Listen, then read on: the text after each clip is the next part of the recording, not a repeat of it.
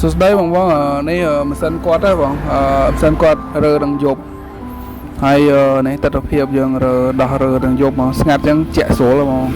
ព្រោះរើអត់ងាយញ៉ៃទេ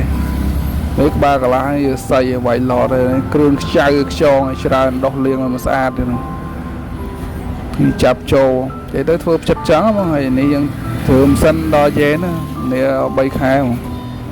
ហើយយើងមានសេវាកម្មផ្សេងមានដូរប្រេងដូរអីណាបងគាត់យកប្រេងដាក់ប្រេងម៉ូតូហើយមានប្រភេទយើងដូរស្បែកប្រាំង2គូថែម1គូទៅបងដោះលាងឲ្យមកស្អាតទៀត